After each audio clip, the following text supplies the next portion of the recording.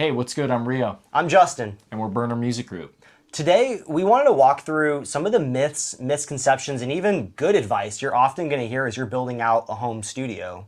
So as you've seen in our prior video, walking through the studio tour of what is half our home studio and half a proper acoustically treated studio, I think we're probably two good people to give some advice in terms of what is truth and what is just noise and you can just disregard. I know both of us have been doing this for, 20 years combined, at least in the home production setting. So I wanted to go through a lot of these points you're going to hear on Instagram, TikTok, and just kind of demystify it all. Yeah, this goes all the way back to when you first start recording to even making radio hits right now. We're going to talk about all the myths and all the truths that go along the way.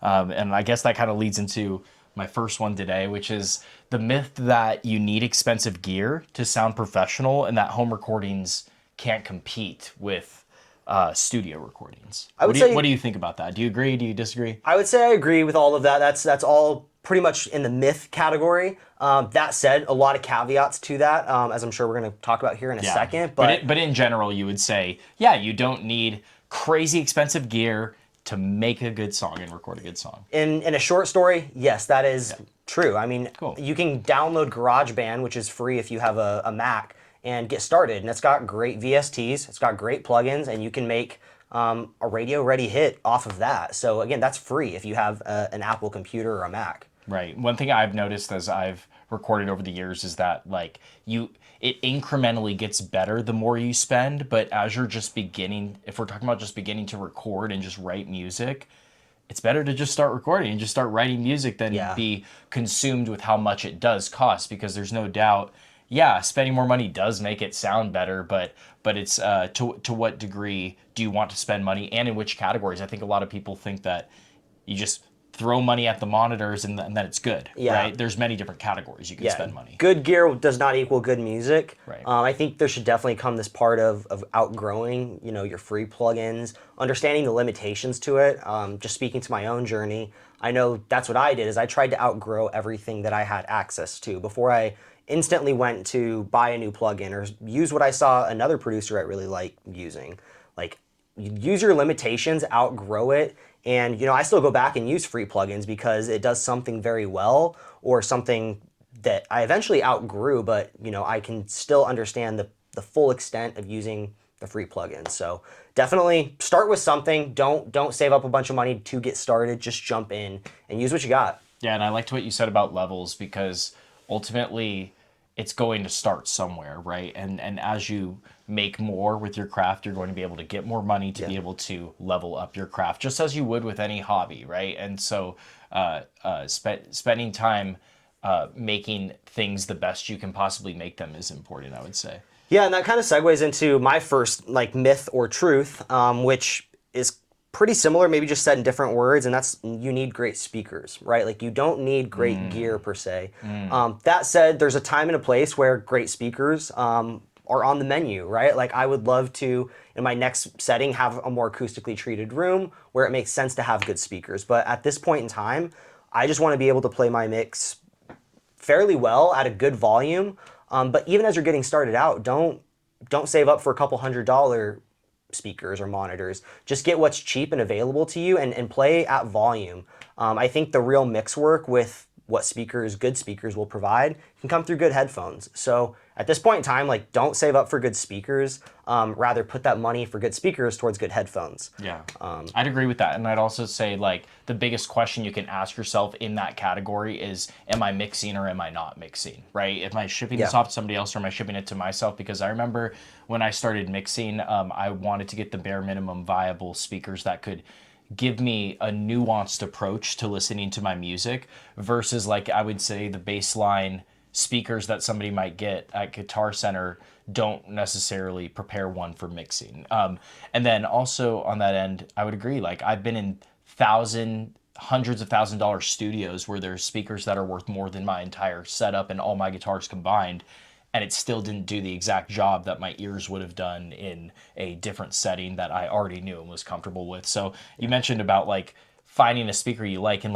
I think the next part is like getting comfortable with it and just liking the sound of it and knowing how music sounds on it. Yeah. Because I think a big part of being a musician is listening to so much music. So whether you listen on your AirPods or your car or wherever you listen to music, you start to develop a specific taste for that EQ that Yeah. you're listening to, and then you can Totally. go from there. Yeah, and I mean, I don't want to bleed too much into the next point, but your ears will kind of attenuate to your room as you do more car mixes, as you do more bounces and see what your room Yeah. is kind of deceiving. Your ear's going to train to that. So, I but I'll- remember. go ahead. I remember having a new car, and once I got a new car and started listening to my album in the middle of the album cycle, I actually was having trouble mixing because I was in a different car in a different environment. Yeah. In the middle of the album process. So Yeah, just totally. To your point. It's a new set of speakers and an environment, but we'll leave it there. Throw it back to you, Rio, for the next myth or truth. Let's do the next one. I would say effects, and throw in a bunch of effects like reverb and delay and all those things will make a boring take or a bad take automatically exciting.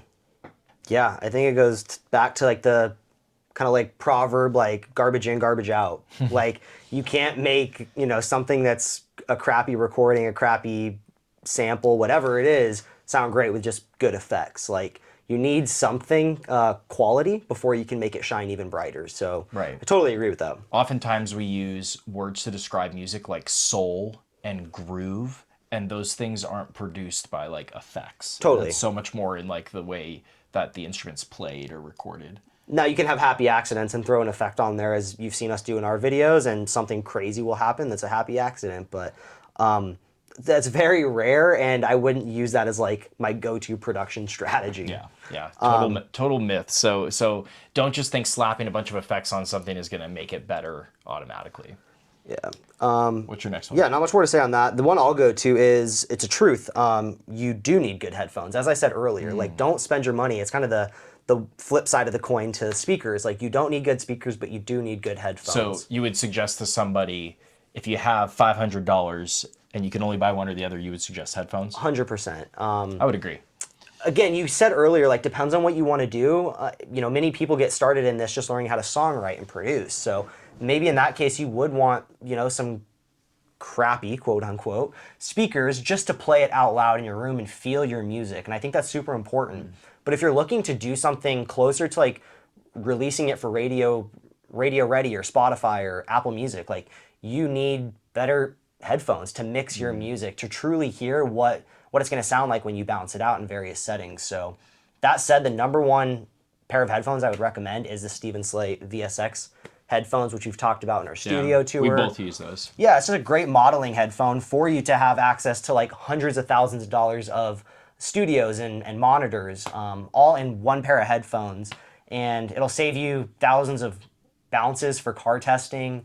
It's just a great kind of modeling headphones. So and having different kinds of headphones. Like if you have $500 and you could buy maybe two different pairs of headphones, one that's more high end and one that's a little more low end, you could have a great balance of simulation of all these different types of speakers and sounds, versus just spending a bunch of money on good speakers. Yeah, and that said, like, I mean, even the VSX isn't the end-all be-all. Like, there's benefits to open-back, close-back headphones, whether you're tracking, whether you're mixing and mastering. That's facts. But again, as you're getting started and you're choosing speakers, headphones, depends on where you are in your journey. If you're just wanting to learn to produce and write music, maybe get some cheap speakers to get started. But assuming you've been doing this for a little while and you're like, do I upgrade my speakers or do I just get good headphones? I would say go for VSX and just, really see how your music sounds in different settings, whether that's a club, in the car, and it'll save you hours of bouncing. Right. Totally agree. I'll throw it back to you, Rio. Yeah. I'll lean over to the truths. I'd say most bad mixes are actually just bad recordings or bad choices that were made when recording. And I think oftentimes when we get to the mix stage, I think this has happened to both of us before when we're working with ourselves or an artist where we want to go back and change something from the drawing board of the recording phase, but it's really too late to do it. And so you really got to be in love with the sounds, dry or wet. And so I would definitely say like recording and making sure that your bad mix may just be coming from the way that it's being recorded or the recording itself. Yeah, and I mean that's just understanding when your song is mix ready, right? Like, is it still in the building stages before we're ready to polish and mix this thing? Like, does it need more? Does it need less? Does it need changes? So I think that just comes with being a better producer and more reps over time, is knowing where your song is in the process. Like, is the song ready? But yeah, if you're at the point of mixing and you're nitpicking, like, I don't like the way this synth sounds, like, you probably weren't ready for mixing. Right. So just understanding where you are in the process, I guess, is the true takeaway. Yeah, and the difference between recording a live instrument versus sampling something or recording a virtual instrument, all of those can kind of mix differently, especially when you blend them together. Like in a lot of my music, I blend a lot of live instrumentation with virtual instrumentation, and so mixing becomes this very very independent task between each instrument and what it needs and how much flavor it needs. And then if something is not a great take, we're retaking it. We have to retake it. Yeah. Otherwise, if it's not something you're in love with, you're gonna hate it on the back end. Yeah, Right? 100%. So that's the truth of that most bad mixes are actually just bad recordings or bad choices when you were recording. I love it. All right, I'm going to take it over to, again, another angle of something we've said prior, but it's the claim that you need to buy expensive plugins. Again, obviously that sounds, based on what we've said, like a myth. And I think that is a myth. Just learning your basics, I think, if I could go back and tell myself what to master, what to focus on in my first few years, like compressors, EQ, reverb, delay, that goes such a long way in your productions. Just mastering, those 4 categories of tools, I think is super important, and you can get away with a lot using just that. Right. If I could go back and change one thing about the learning process for me, it would be to stick to those few. If I could go back and begin the mixing process again on songs, it would be to lean harder into those 5 categories that you mentioned, because getting really good at knowing how to use those and what it sounds like when you change them is a lot more fruitful than just slapping on a cool plugin because it has a cool name. Yeah, 100%. Or you saw some other producer use it. So, Right. yeah, you don't need to buy expensive plugins. Just master your stock compressors, reverbs, etc. When do you think you need to buy expensive plugins? That's a great question. I think obviously pretty much everybody has a free trial. So at the very least, go free trial any plugin you want before you buy it. That's a great tip of advice. Go get the free trials of plugins. Yeah, I think getting the free plugin, at least to try it out, see if you would use it more than just the current song or project you're working on, and would you use this on multiple projects in the future. Yeah, I would just say test it and learn. Go watch YouTube videos, like see if this is something that would be cool to use, or if you have something that comes close to it already in your tool belt, and try playing with that and see if it emulates the same effect that you're looking for, or if that expensive plugin is doing something really special that's worth grabbing. Right. We're also talking about like saving money so that the bedroom producer is able to produce radio quality songs while still in their bedroom. And so I would also recommend to new producers who are looking for plugins to find ones you really like that are in your niche. So for example, if you are primarily a guitarist, get really good guitar amps and spend the extra money there, right? You don't need to go do all the vocal plugins if you know somebody else who can do that for you. Justin actually one time had the upgraded version of a plugin called Vocal Line, and I primarily use vocal plugins. And in the middle of that point, I could just lean on him for that process as another producer, as a fellow producer. But I ended up going and buying that a little bit later on because that was a place that I invest my money in, is vocals and the mixing gear and things like that, versus Justin might invest in really great drums because that's where his niche is. So spend money where it makes sense for you, right? Not on everything all at once. Like all of us, no matter what stage of producer you are, like you have a wish list, I promise you, and like, you have to understand where to start and what Definitely can keep wait. a wish list. Definitely keep a wish list. Cool. I'll throw it back to you, Rio. Cool. Let's go to another myth. What do you think? Should all artists wait until they know how to record perfectly and learn an instrument before they start recording? No. Short answer, no. No, like I totally think it's a myth, because I think a big part of our company, Be Real Not Right, and also just the message that we want to portray to artists is that we started from somewhere having multiple different talents. Maybe you're good at school, maybe you're good at sports, maybe you're good at baking.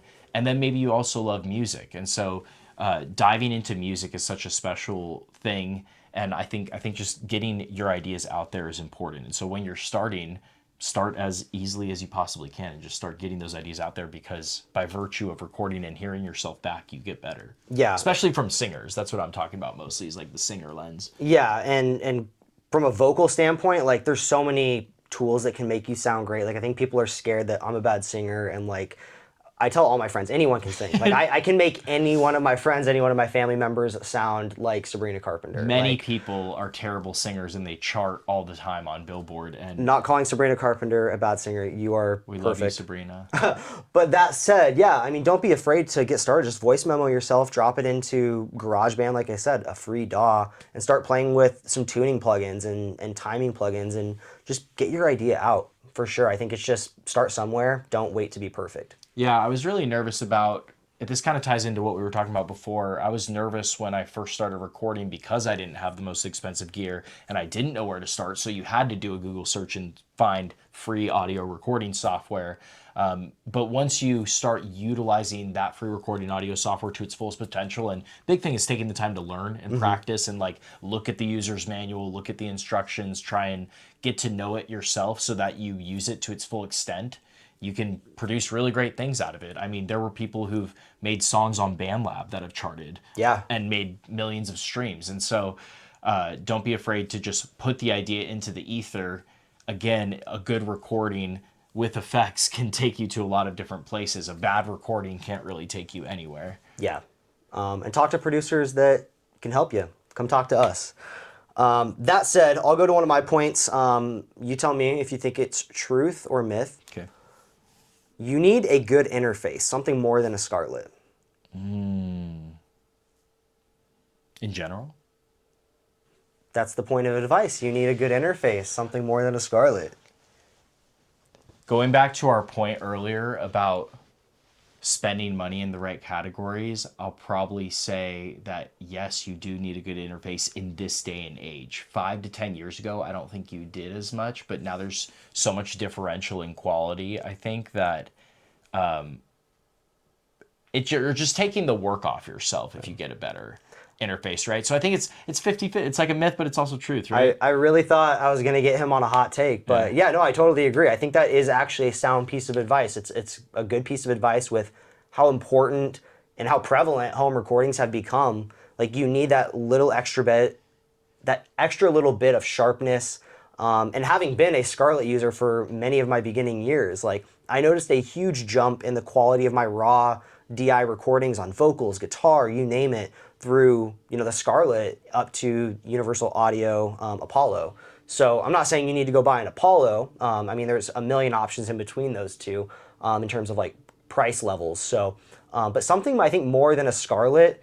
If you're doing anything for release, It depends on how serious you are, right? Yeah. It depends on, are you going to be releasing this or not releasing this? I'd say 2 categories. If you're going to be writing for fun as a hobby, then yeah, the interface may not matter at all. Right. And then if you're going to be releasing this, which most of you watching this probably do want to write a song, release it, and have thousands of streams on it on Spotify, or even have a bunch of people download an album from you in the future, you probably do want to make sure it's high quality. Yeah, and so again, this answer is caveated with depends on where you are, because a Scarlett works, it's great, it's what I started with.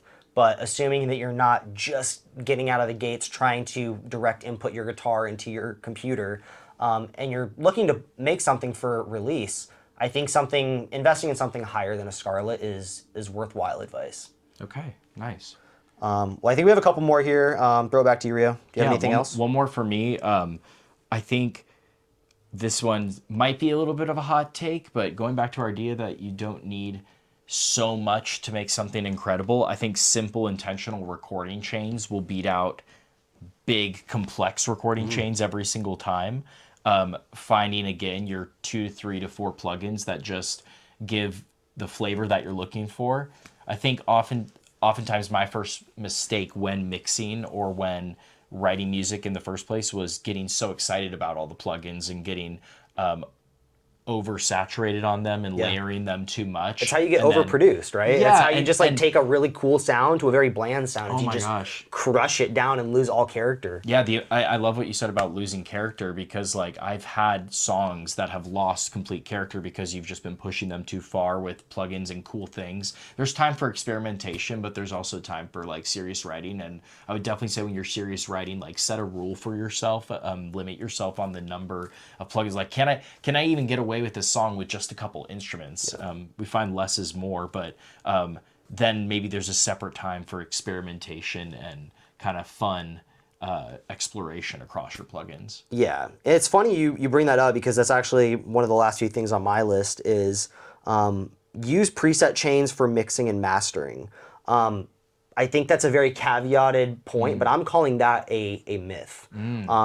Again, I think it's great to have the few plugins you need on your chain, but as you're getting a bit, more sharp, you're getting a bit more mature in your production ear, I should say, you don't want to just go to those preset Logic mastering chains and just set it and forget it. At the very least, that might be a starting point, but go through and understand what each thing is doing, why it's feeding into the next plugin in the order it is. Like understand, gain staging and each plugin and why things may be pumping hotter into the next plugin. So I think it's a point to maybe just zoom out and say, like, maybe study mastering and mixing in their own right before you just slap something on there and walk away from it. Yeah. Another point with that I would say is also like maybe there's a difference between doing that with live instrumentation versus virtual instrumentation too, because I know that recording different voices, right? There's a huge difference. You can't just slap on female pop vocals for every female. You can't just slap on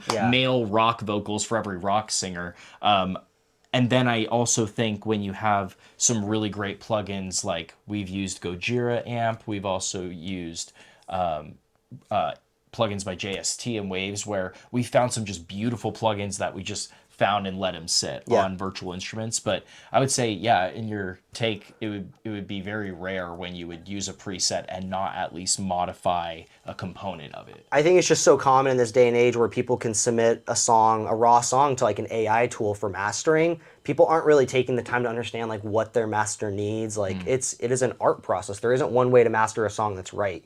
So understanding that you have this option or this option, maybe you can make your song sound fuller and more stereo width, but you may sacrifice something on this other option. So really taking the time to go through chains and understand what it's doing, mix by ear, master by ear. Like I feel like Rick Rubin's saying, like, forget all the rules and just trust your ear.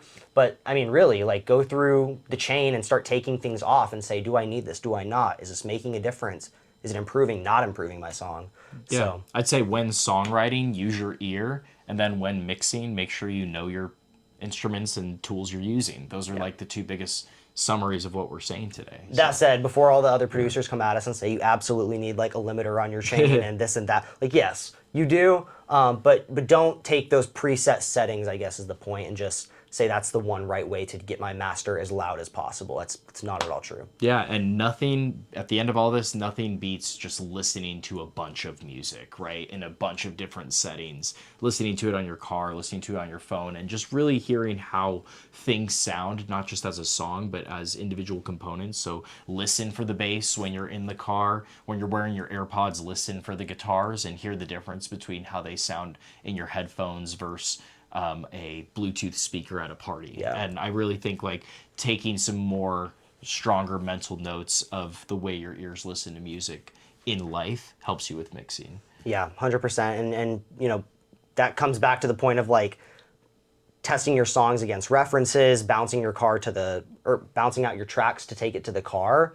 You can hear how one subtle change you made to the bass is now impacting your drums. And I think taking that learning curve of understanding what mixing is really important. But again, there's ways you can speed that learning up with things like we've said, like the VSX headphones and other tools to really kind of cut through some of the BS you're going to get fed in the producer community and just focus on what matters, spending your money where it's most important.